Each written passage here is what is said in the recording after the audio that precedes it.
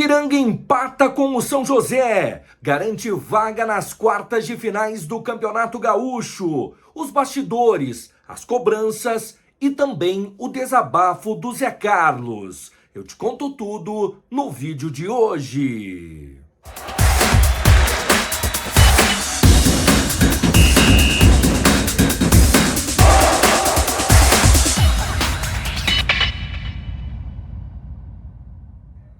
E aí, rapaziada, salve, salve, como é que vocês estão? Tudo bem? Tudo certo? Espero que sim, estamos chegando para mais um vídeo, mais uma resenha aqui no canal do Fábio Lazarotto Repórter no YouTube. Você que ainda não está inscrito no canal, te inscreva, ative as notificações, porque sempre quando pintar uma resenha nova, você recebe aí no seu telefone celular. Hoje vamos falar da classificação do Ipiranga para as quartas de finais da competição estadual, os bastidores deste jogo que teve cobranças duras, teve também desabafo, mas a gente vai projetar também o confronto contra o Caxias no próximo final de semana. Antes, eu quero convidar a você que ainda não está inscrito no canal para se inscrever, ativar as notificações, porque sempre quando pintar uma resenha nova, você recebe aí no seu telefone celular. Rapaziada, o canal do Fábio Lazarotto Repórter no YouTube tem o patrocínio da Adega Brasil Bebidas, que conta com a maior variedade de bebidas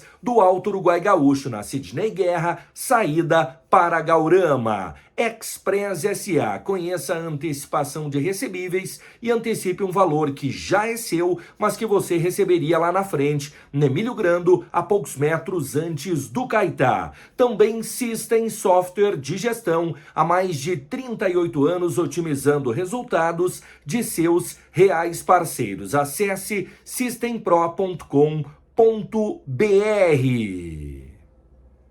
Rapaziada, primeiramente pedir desculpa para vocês, eu tô com um terçol aqui e tá me atrapalhando um pouquinho, mas não poderia deixar de gravar esse vídeo para vocês, pra gente analisar o empate de ontem contra o Zequinha aqui no Colosso da Lagoa, a classificação para as quartas de finais e também para trazer alguns bastidores que eu consegui apurar, depois da partida, tanto na zona mista como também no vestiário no intervalo de jogo. Mas vamos lá, vamos primeiro falar da atuação do Ipiranga contra o São José. O primeiro tempo o Ipiranga não teve um bom desempenho, como for assim contra o Guarani aqui no Colosso da Lagoa no jogo de estreia diante do torcedor, como foi contra o Avenida lá em Santa Cruz do Sul, o Ipiranga não conseguiu ter bons desempenhos nesses tempos. E neste contra o São José não foi diferente. O Ipiranga teve uma única chance clara de gol para conseguir balançar a rede do time da capital, que foi logo aos 6 minutos de jogo, numa bola que sobrou para o Marcelinho com o gol escancarado e ele acabou chutando por cima. De resto, foi um primeiro tempo de poucas chances de gols. O time do Ipiranga não marcou alto, não pressionou o adversário como a gente imaginava que poderia fazer, até por se tratar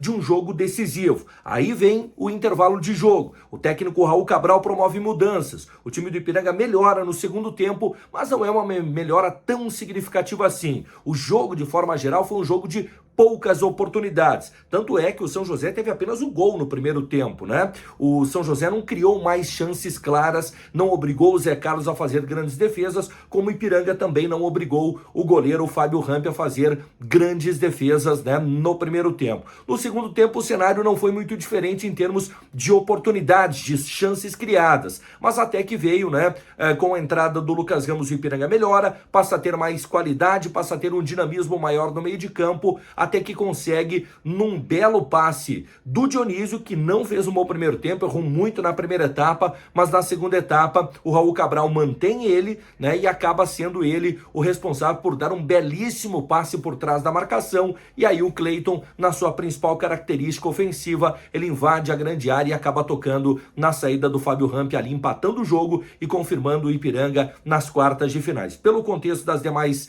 partidas, o Ipiranga ali já estaria garantindo a classificação mesmo com a derrota, mas o empate mostra que o Ipiranga não dependeu de absolutamente ninguém para garantir a sua classificação. O Ipiranga continua sem ter os seus atacantes balançando a rede. O único gol de atacante foi o gol do Renan Gorn de pênalti contra o Internacional naquela vitória por 2-1. O Ipiranga teve apenas uma derrota na fase classificatória, aquela derrota para o Avenida em Santa Cruz do Sul, mas também teve apenas uma vitória, que foi a vitória sobre o Internacional aqui no Colosso da Lagoa. Agora o Ipiranga vai decidir fora de casa uma vaga na semifinal do Campeonato Gaúcho contra o Caxias, que também passa por um momento de turbulência. Vem de 3 derrotas e também vem de uma saída, uma troca de técnico nessa fase decisiva da competição estadual. O técnico Marcelo Cabo é o novo treinador do Caxias e aí o Ipiranga pode se beneficiar disso para tentar fazer o resultado e garantir a sua classificação para a semifinal do Campeonato Gaúcho, que traz um combo de coisas boas, né?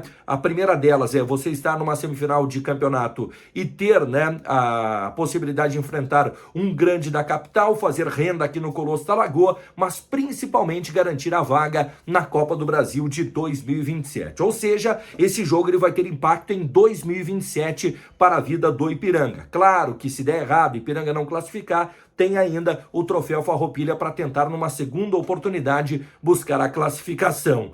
Bom, rapaziada, eu quero trazer aqui também 2 bastidores.